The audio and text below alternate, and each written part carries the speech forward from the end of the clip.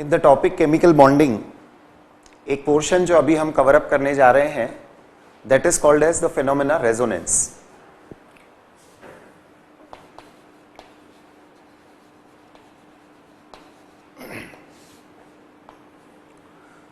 Phenomena resonance chemical bonding के साथ जब हम पढ़ रहे हैं तो ये मानकर चलिए कि अभी हम एक इसका इंट्रोडक्टरी लेवल और एलिमेंट्री लेवल कवर अप करेंगे।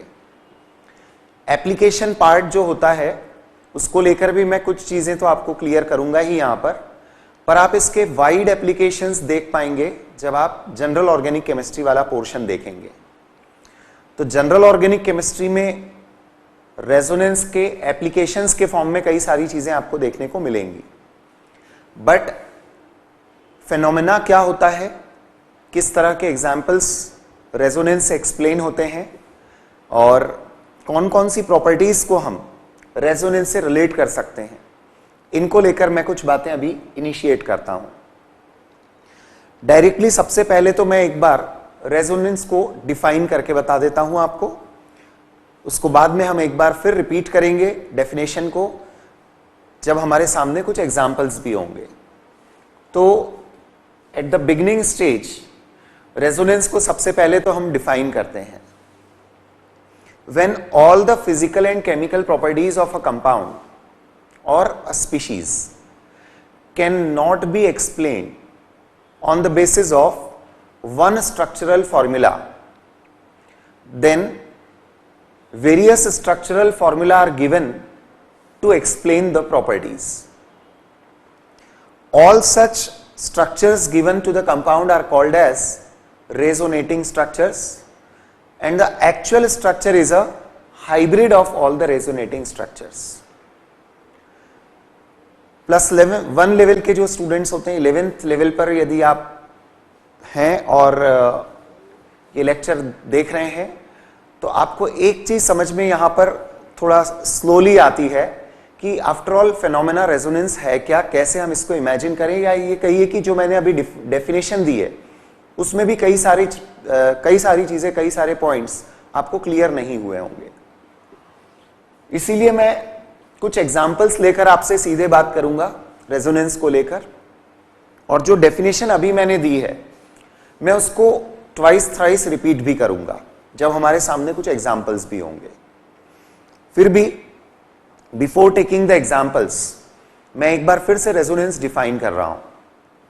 The physical and chemical properties of any compound, आप जस्ट इमेजिन करिए कि कोई भी कंपाउंड है, उसकी यदि आप फिजिकल एंड केमिकल प्रॉपर्टीज को एक्सप्लेन करना चाहते हैं तो थ्योरेटिकल एक्सप्लेनेशन किस बेसिस पर बनेगा, स्ट्रक्चर ड्रॉ करके।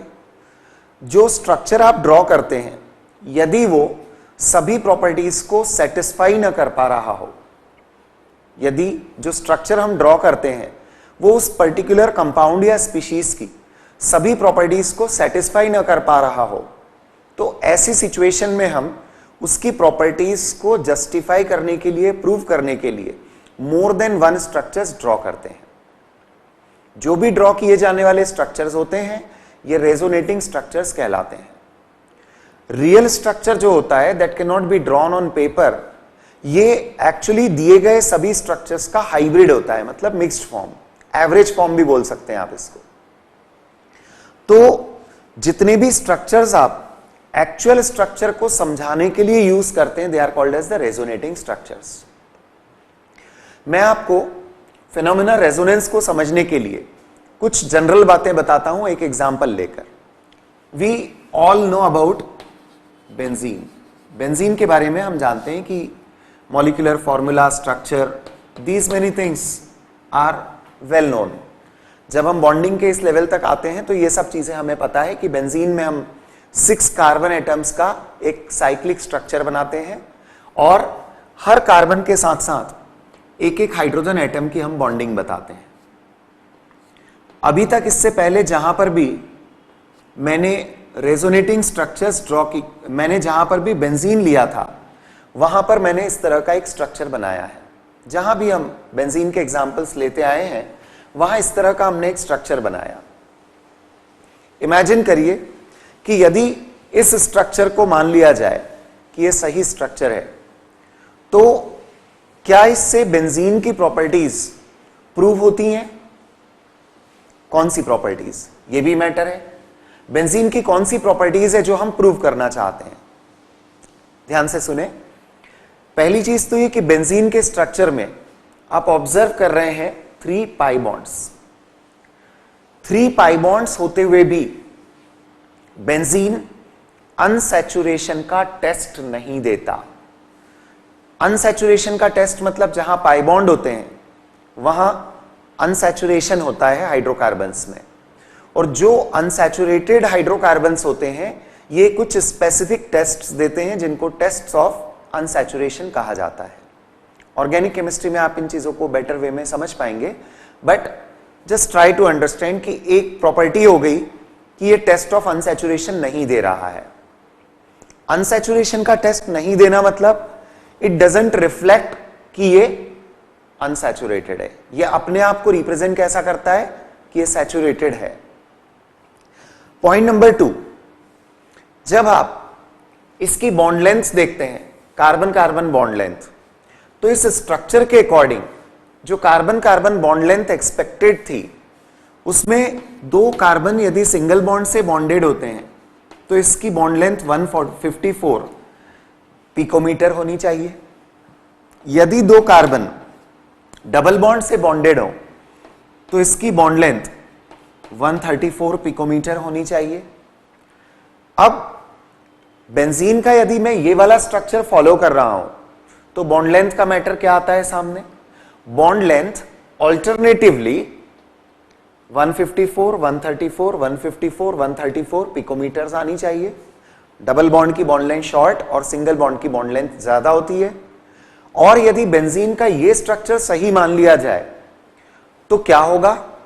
Had this been the structure of benzene, we would have alternative bond lengths with the values 154 picometer and 134 picometer. But friends, the fact is, ये जो bond length होती है benzene में all equal होती है, all equal bond lengths.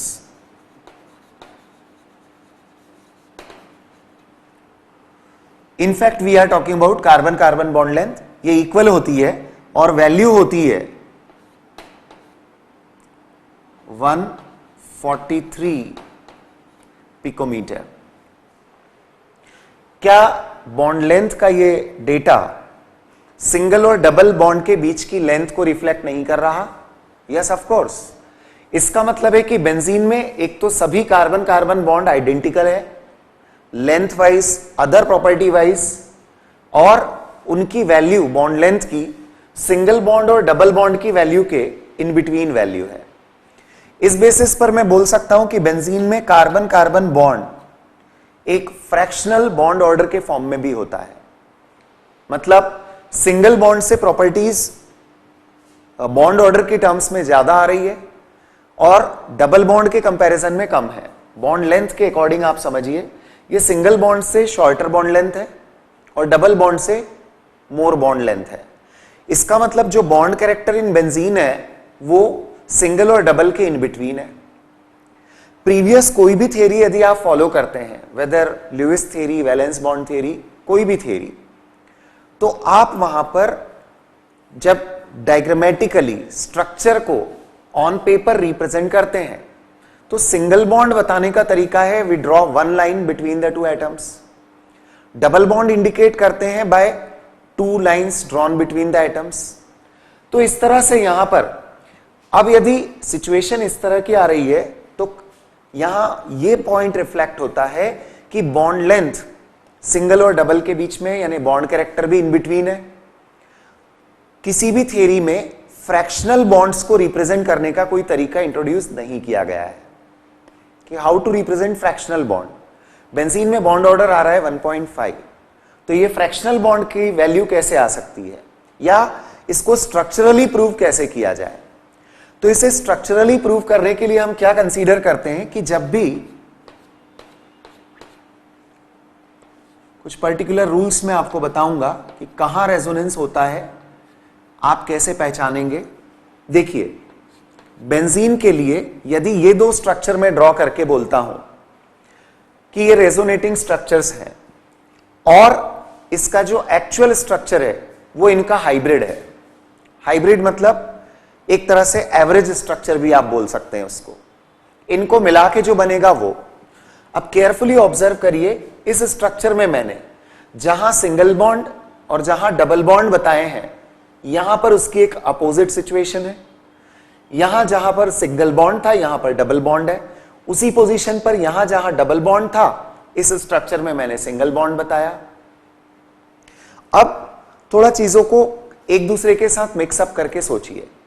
In the beginning मैंने आपसे कहा बेंजीन अनसैचुरेशन का टेस्ट नहीं देता। बेंजीन का कोई भी डेरिवेटिव भी अनसैचुरेशन का टेस्ट नहीं देता, मतलब it behaves as if it is a saturated compound. Pi bond है स्ट्रक्चर में बट फिर भी उनका इफेक्ट नहीं है, या बहुत कम इफेक्ट होता है पाई बॉन्ड का इसके अंदर।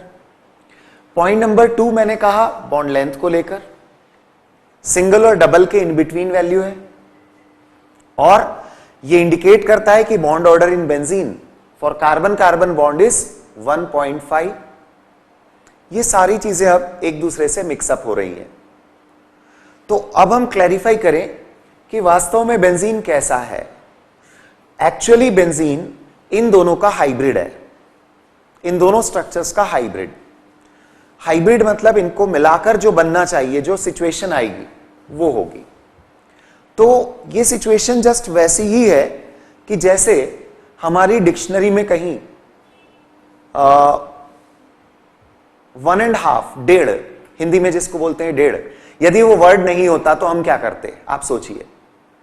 यदि हिंदी में डेढ़ वर्ड नहीं होता तो उस वैल्यू को आप किसी पर्सन को समझाने के लिए क्या तरीका फॉलो करते। हमारे अलग अलग तरीके होते। या तो हम उसको बोलते कि 1 और 2 की इन बिटवीन वैल्यू, या फिर हम बोलते 3 डिवाइडेड बाय 2 वैल्यू। मतलब we could have many options. 1 plus half बोल देते, 2 माइनस हाफ बोल सकते थे, 1 और 2 का एवरेज वैल्यू बोल सकते थे। Could you understand? यहां कुछ कंडीशन वैसी ही डेवलप हो रही है। 1.5 वैल्यू एक स्ट्रक्चर प्रूव नहीं कर पा रहा है, तो हमने तरीका निकाला कि हम इसके 2 स्ट्रक्चर ड्रॉ कर देंगे और दोनों का जब एवरेज वैल्यू निकाला जाएगा तो डबल बॉन्ड और सिंगल बॉन्ड की एवरेज वैल्यू 1.5 बॉन्ड ऑर्डर की आ जाएगी। राइट? इसको मैं फर्दर क्लैरिफाई भी कर रहा हूं कि रेजोनेंस मतलब और क्या, हम कैसे इस बात को एक्सेप्ट करें कि कहां पर रेजोनेंस होता है और कहां पर नहीं होता है। Let's try to understand. मैं एक, जैसे आपने वीबीटी में ऑर्बिटल डायग्राम्स बनाए हैं, उसी तरह के एक स्ट्रक्चर की हेल्प लेता हूं यहां पर। जस्ट इमेजिन कि बेंजीन में 6 कार्बन एटम्स एक साइक्लिक अरेंजमेंट में, they are forming a ring. हर एक कार्बन के साथ एक एक हाइड्रोजन एटम की भी बॉन्डिंग हुई है। The situation is like this. Benzene का हर कार्बन sp2 हाइब्रिड है, यानी उसके बॉन्डेड एटम्स का अरेंजमेंट, एक एटम से बॉन्डिंग करने वाले 3 एटम्स हैं और उनका अरेंजमेंट ट्रायंगुलर प्लैनर है। इस ट्रायंगुलर प्लैनर अरेंजमेंट में सारे के सारे एटम्स यानी पूरा मॉलिक्यूल ही एक प्लेन में प्रेजेंट होता है। अब हर एक कार्बन का एक अपना अनहाइब्रिड p ऑर्बिटल भी है। So this is the unhybrid p orbital of each individual carbon like this. जितना दूरी पर हमने इनको शो किया है, एक्चुअली ये उतना डिस्टेंस पर तो है नहीं, they are quite close to each other. तो ये जो अनहाइब्रिड p ऑर्बिटल हर कार्बन का होता है, ये एक दूसरे से ओवरलैप कर लेते हैं। तो यहां ओवरलैपिंग सिर्फ ऐसा नहीं होगा, यहां ओवरलैपिंग ऐसा भी होगा, यहां ओवरलैपिंग ऐसा भी होगा, ऐसा भी होगा, और इसके बाद इन कंटिन्यूएशन ये ओवरलैपिंग इस तरह के भी होंगे, लाइक दिस। सिचुएशन अभी आपको थोड़ी कॉम्प्लिकेटेड फील हो रही होगी, पर अब मैं इसको थोड़ा इजी मैनर में कन्वर्ट करके बताता हूं कि ये क्या किया है हमने। देखिए, एक बार फिर से मैं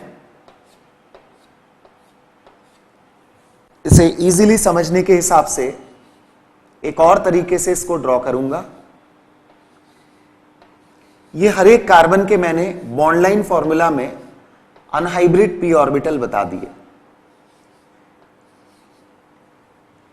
यदि इस स्ट्रक्चर के अकॉर्डिंग मैं बात करता हूं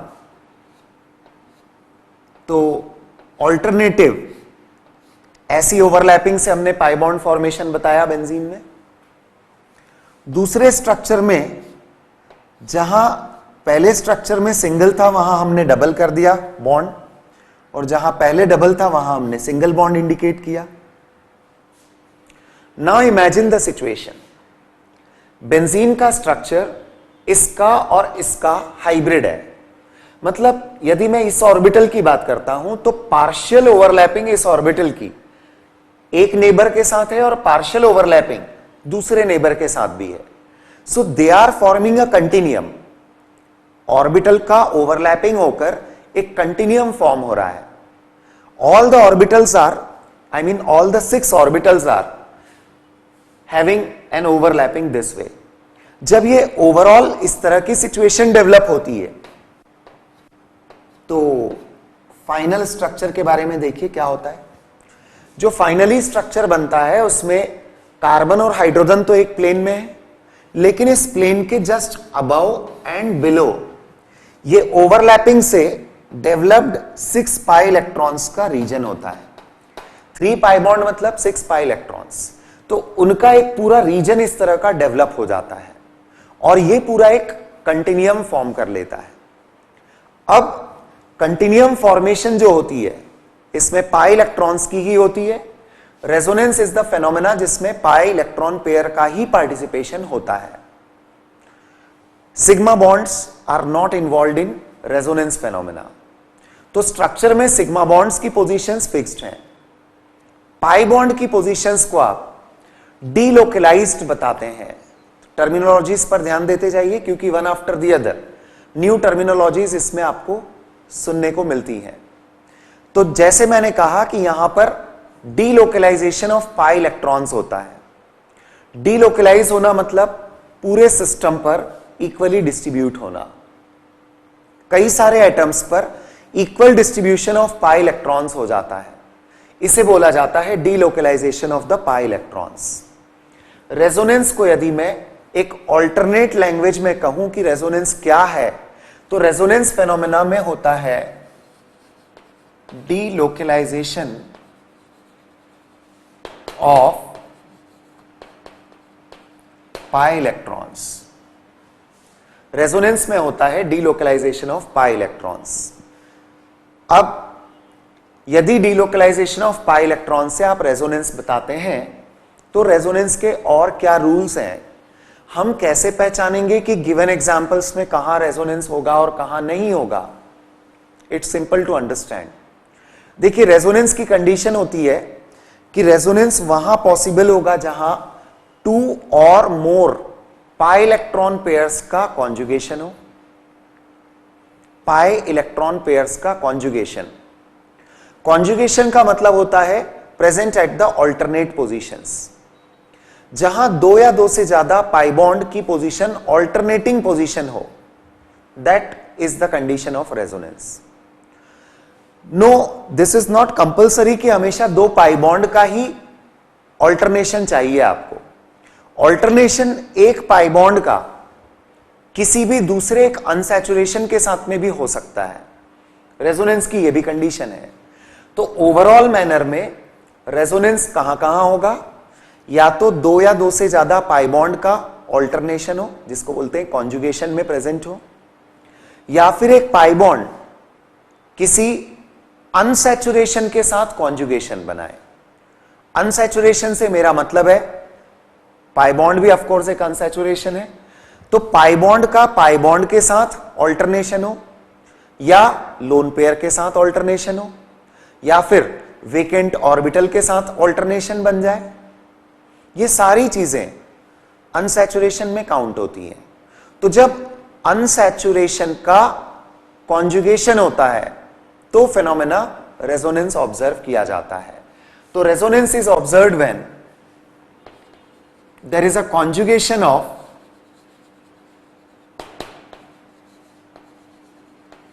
unsaturation. When we have a conjugation of unsaturation, the phenomena resonance is observed. Benzene को देखिए, जब आप इसका स्ट्रक्चर ड्रॉ करते हैं, यहां पर पाई बॉन्ड्स 3 पाई बॉन्ड्स हैं जो एक कॉन्जुगेटेड सिस्टम में है, और इस तरह का कॉन्जुगेशन तो साइक्लिक कंटिन्यूअस कॉन्जुगेशन कहलाता है, क्योंकि ये पूरी रिंग में कॉन्जुगेशन डेवलप हुआ है। और यह भी जरूरी नहीं है कि रेजोनेंस के लिए हमेशा साइक्लिक स्ट्रक्चर ही चाहिए, किसी भी एक सिंपल ओपन स्ट्रक्चर में रेजोनेंस हो सकता है। For example, this compound buta 1,3-डाइन, pi bonds are present at alternate positions, यहां रेजोनेंस की कंडीशन बन सकती है।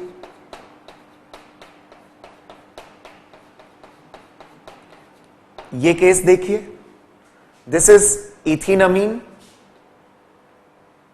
इथीन का अमीन डेरिवेटिव, इसमें नाइट्रोजन पर लोन पेयर है और यह लोन पेयर ऑल्टरनेशन पर पाई बॉन्ड के साथ है।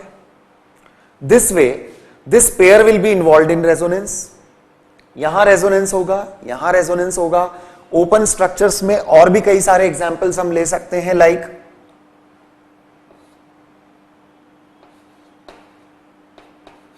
कार्बोनेट आयन लीजिए, कार्बोनेट आयन के स्ट्रक्चर में दिस इज द सिचुएशन। यहां आप देख सकते हैं कि एक ऑक्सीजन का नेगेटिव चार्ज एक पाई बॉन्ड के साथ ऑल्टरनेशन पे आ रहा है, कॉन्जुगेशन में है, तो कार्बोनेट में भी रेजोनेंस की कंडीशन बनती है। तो रेजोनेंस कहां होगा, कहां नहीं होगा, कैसे देखना है आपको? सबसे पहला हर्डल यही है जो हमें क्रॉस करना पड़ेगा। गिवन एग्जांपल्स में रेजोनेंस कहां होगा, कैसे देखना है? जहां कॉन्जुगेशन ऑफ अनसैचुरेशन हो। कॉन्जुगेशन ऑफ अनसैचुरेशन का मतलब 2 or more pi bonds present at alternate position. A pi bond is at alternate position to the lone pair of electron. A pi bond is present at the alternate position of a negative charge or the orbital carrying a pair of electron. Vacant orbital के alternation पर भी ये possible है, जैसे मैं आपको इन ions के बारे में भी यहां पर एग्जाम्पल ऐड करके बताता हूं। ये कार्बन पॉजिटिवली चार्ज मैंने बताया, तो this carbon has one p orbital which is vacant. उस वेकेंट ऑर्बिटल के कारण पाई बॉन्ड का इसके साथ कॉन्जुगेशन बन गया, तो पाई बॉन्ड का अगेन अनसैचुरेशन के साथ कॉन्जुगेशन होगा। जहां जहां पाई बॉन्ड अनसैचुरेशन के साथ में कॉन्जुगेशन में आता है वहां रेजोनेंस फेनोमेना आपको बताना है। जब आप स्ट्रक्चर्स ड्रॉ करेंगे, रेजोनेटिंग स्ट्रक्चर्स, तो आपको सारे पॉसिबल पोजीशंस पर उनको लेकर जाना होता है डिफरेंट रेजोनेटिंग स्ट्रक्चर्स में। जैसे अभी मैं कार्बोनेट सामने है, इसकी बात करूं तो इसके 2 और रेजोनेटिंग स्ट्रक्चर्स बनेंगे, क्योंकि सभी ऑक्सीजन नेगेटिव चार्ज को इक्वली डिस्ट्रीब्यूट करवाएंगे और उनकी पाई इलेक्ट्रॉन पेयर का भी वो इक्वल डिस्ट्रीब्यूशन करेंगे। ये देखिए, the situation will be like this. So actually the carbonate ion shows the properties which are average properties of the 3 structures। तीनों का एवरेज जब निकलेगा तो वही स्ट्रक्चर कार्बोनेट आयन का होगा। नेगेटिव चार्ज और पाई बॉन्ड ऑल्टरनेशन पे थे, इसको आपने डीलोकलाइज करवाया, मतलब सभी पर इक्वली डिस्ट्रीब्यूट करवाया है, और ये कंटिन्यूअस ओवरलैपिंग का रिजल्ट होता है। एक्चुअली क्या हो रहा है कि इस कार्बन के और इन ऑक्सीजन एटम्स के अनहाइब्रिड पी ऑर्बिटल्स एक दूसरे से ओवरलैप्ड है और एक कॉमन रीजन सभी के बीच में डेवलप हो जाता है।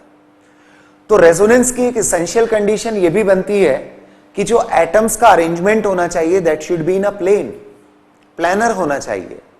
रेजोनेंस वहीं होगा जहां पर प्लानरिटी होगी, 1 to 1 ऑर्बिटल ओवरलैप कर पाएंगे। इसके अलावा ये जब प्रॉपर्टीज की बात होती है तो उस कंपाउंड की प्रॉपर्टीज में हमें कुछ रूल्स रेजोनेंस से कनेक्टेड और समझना होंगे जिनसे हम प्रॉपर्टीज को रिलेट कर पाए। मैं बेंजीन के एग्जाम्पल पर फिर से आता हूं। एक और मैटर समझना है आपको, क्योंकि बेंजीन के मैंने अभी 2 स्ट्रक्चर्स दिए। सम अदर साइंटिस्ट सजेस्टेड कि यदि सभी कार्बन के बीच इलेक्ट्रॉनिक डिस्ट्रीब्यूशन इक्वल है तो क्या हम इसके अलावा ऐसे स्ट्रक्चर नहीं दे सकते?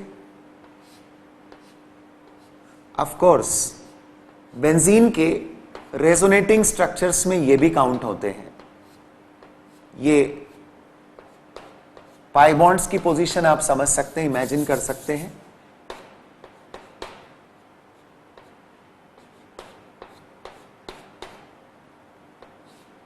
Like this. सभी रेजोनेटिंग स्ट्रक्चर्स जब आप ड्रॉ करें तो उनके बीच में डबल हेडेड एरो लगाना होता है। ये रेजोनेंस का ही साइन होता है। बेंजीन में मैंने जो 5 स्ट्रक्चर्स अब ड्रॉ कर दिए हैं उन सभी का कंक्लूजन एक ही है। आप इस स्ट्रक्चर में बोलना चाहते थे कि ये और ये कार्बन पाई बॉन्ड से भी कनेक्टेड है। अगले स्ट्रक्चर में आपने कहा कि ये वाला कार्बन इस कार्बन के साथ भी पाई बॉन्ड बनाकर कनेक्टेड है। मैं हाईलाइट कर रहा हूं कि केवल एक पोजीशन को। इस कार्बन ने पाई बॉन्ड वाला लिंकेज, पाई लिंकेज इसके साथ भी बनाया है और इस नेबर के साथ भी बनाया है। पर यदि कंटिन्यूअस ओवरलैपिंग हुआ है तो क्या हम ये नहीं बोलेंगे कि ये वाला कार्बन इससे भी कनेक्टेड है और इससे भी कनेक्टेड है? सभी दूर उसका कनेक्शन है, क्योंकि we have a continuous pi electron cloud. यही रीजन था कि हमने ये 3 स्ट्रक्चर्स भी यहां पर ऐड किए। ये 2 स्ट्रक्चर्स बेंजीन में कैक्युलेज स्ट्रक्चर कहलाते हैं।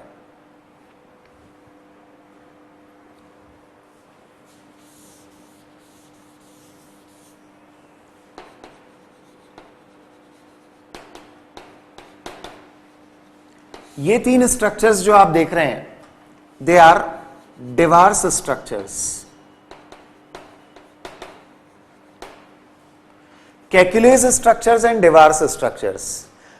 अभी रेजोनेंस में मैं आपको कुछ रूल्स बताने वाला हूं, पर अलग अलग जगह पर उन रूल्स को पहले अप्लाई करते हुए देख लें, फिर हम उसको समराइज करेंगे कि क्या क्या रूल्स थे।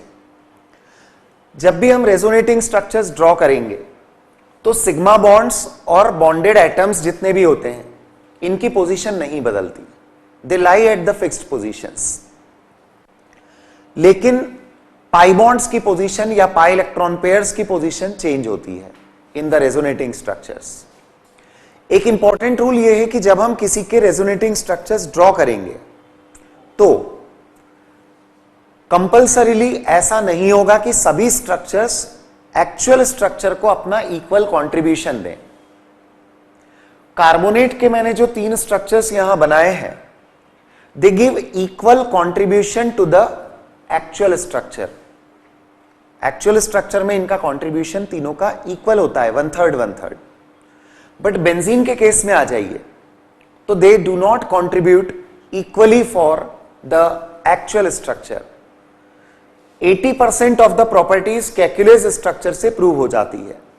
तो हम contribution wise 80% contribution by Kekule's structure ले लेते हैं और 20% कंट्रीब्यूशन बाय डिवार्स स्ट्रक्चर ले लेते हैं। कंट्रीब्यूशन इस तरह से लेने का मतलब है कि जितनी भी प्रॉपर्टीज है, जैसे बॉन्ड लेंथ, बॉन्ड एनर्जी या किसी भी और तरह की प्रॉपर्टी, तो उन प्रॉपर्टीज में जैसे आप यदि बॉन्ड ऑर्डर निकालना चाहते हैं, बॉन्ड लेंथ की बात हो रही है, तो आपको इन्हें 80% कंट्रीब्यूशन वाला लेकर, इन्हें 20% कंट्रीब्यूशन वाला लेकर एवरेज निकालना होता है। But I will advise you कि इतने कॉम्प्लिकेशंस में जाने की जगह आपके बहुत इजी आंसर्स आ जाते हैं जब आप प्रॉपर्टीज को सिर्फ मेजर कंट्रीब्यूशन वालों से समझाने की कोशिश करेंगे। तो जिनका कंट्रीब्यूशन मेजर होगा, यदि आप एक्सप्लेनेशन ऑफ प्रॉपर्टीज सिर्फ उन्हीं से भी दे देते हैं तो चीजें जस्टिफाई होती है, प्रूव हो जाती हैं। जैसे इन दोनों स्ट्रक्चर्स के ही बेसिस पर हम बेंजीन में कार्बन कार्बन बॉन्ड ऑर्डर कहेंगे तो ये 3/2 आएगा। कैसे होता है बॉन्ड ऑर्डर, कैसे निकाला जाए, उसके लिए मैं यहां पर एक फॉर्मूला लिखता हूं। देखिए, bond order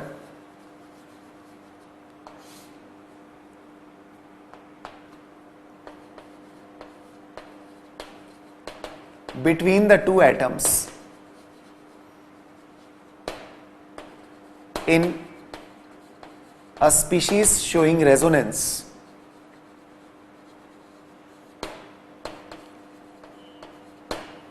is equal to total number of bonds between them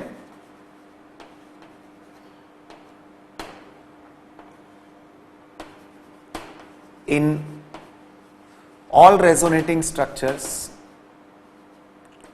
divided by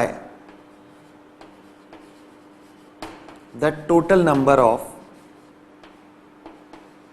resonating structures. Number of bonds divided by number of structures लेना है। Very easy. मैंने आपसे क्या कहा है कि क्योंकि इनका 80% कॉन्ट्रीब्यूशन है तो बॉन्ड प्रॉपर्टी आप सिर्फ मेजर कंट्रीब्यूशन वालों से निकाल लीजिए। फॉर्मूला यूज कैसे कर रहे हैं हम? मान लीजिए मैंने ये दो एटम सेलेक्ट किए जिनको मैंने यहां मार्क कर दिया है। अब यही दोनों एटम्स के बीच में टोटल बॉन्ड्स कितने हो गए? 2 + 1 3। नंबर ऑफ स्ट्रक्चर्स 2 है। 3 बॉन्ड्स 2 स्ट्रक्चर्स। तो carbon carbon bond order in benzene की बात करें, carbon carbon bond order in benzene, this comes to be 3/2। यदि कार्बन ऑक्सीजन बॉन्ड ऑर्डर की बात करें इन कार्बोनेट आयन, कितना होगा? आप एक बॉन्ड को सेलेक्ट कर लें क्योंकि एटम्स की पोजीशंस फिक्स्ड हैं, केवल बॉन्ड्स की पोजीशन, पाई इलेक्ट्रॉन पेयर्स की पोजीशन बदलती है रेजोनेंस में। Single bond, double bond. So what is the total number of bonds between them in all the structures? 4। What is the number of structures? 3। 4/3 is the carbon oxygen bond order.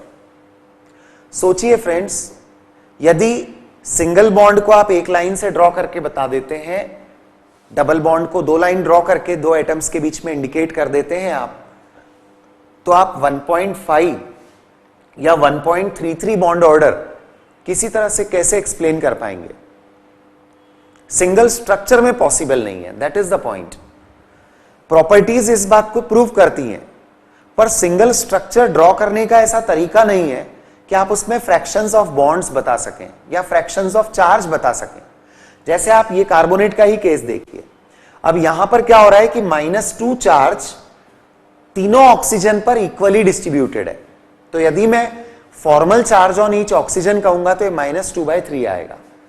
Formal charge carbonate ion के हर oxygen पर -2/3 होगा।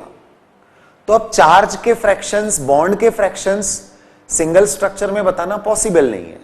इसलिए हम क्या करते हैं, ऐसे सभी केसेस में मोर देन 1 स्ट्रक्चर्स की हेल्प लेकर एक्चुअल स्ट्रक्चर को प्रूव करते हैं।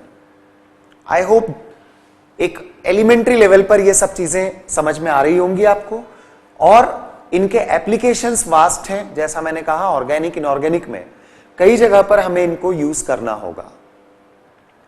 One more point should be noticed here.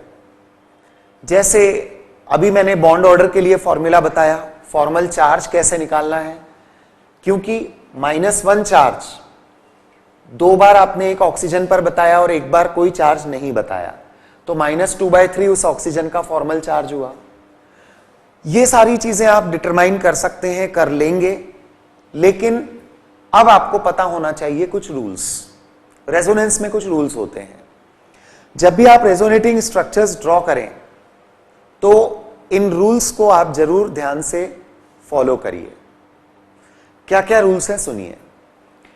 Point number 1 है कि रेजोनेंस में इन्वॉल्व होता है delocalisation of pi electron pairs in the planar arrangement of the atoms.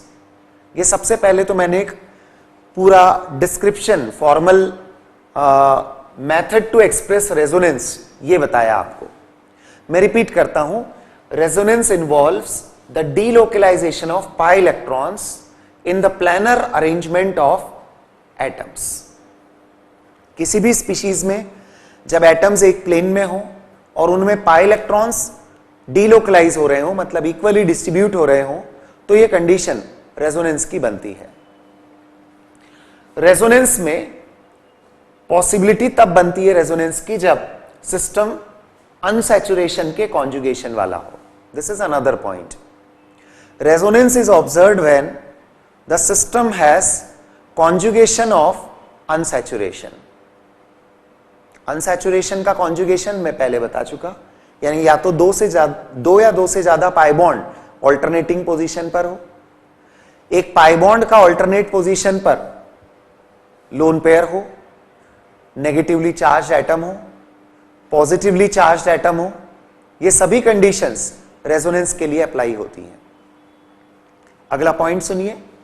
Resonating structures जब भी ड्रॉ किए जाते हैं, the position of atoms and sigma electron pairs या sigma bonds that is fixed, ये नहीं बदलती। तो एक स्ट्रक्चर में जहां कार्बन शो किया हुआ है दूसरे में वही है, और एक ऑक्सीजन यदि मैंने ऊपर की तरफ बताया है तो अगले स्ट्रक्चर में भी अंडरस्टूड है कि वो वही ऑक्सीजन है। पोजीशन सिर्फ एटम्स की ना बदलकर पाई इलेक्ट्रॉन पेयर्स की बदली है। तो रेजोनेंस का ये एक और रूल मैंने कहा कि resonating structures have a difference of only position of pi electron pairs. They do not have any difference of sigma electron pairs or they do not have any difference of the bonded atoms. Position of atoms नहीं बदलता। Next, one more thing. All resonating structures may or may not have equal contribution for the hybrid structure. Resonating structures में actual structure को contribution देने वाले सभी structure equal contribute करें ऐसा नहीं होता, या सभी इक्वल कंट्रीब्यूशन दे भी सकते हैं। जैसा कि कार्बोनेट में, मैं एग्जांपल इसीलिए मेंशन कर रहा हूं यहां पर।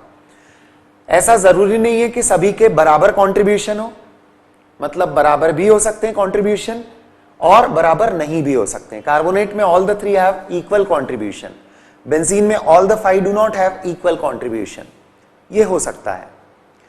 अब लेकिन यदि ये सिचुएशन है तो प्रॉपर्टीज एक्सप्रेस करने के लिए, डिटरमाइन करने के लिए आप सिर्फ मेजर कंट्रीब्यूशन वालों को कंसीडर करें।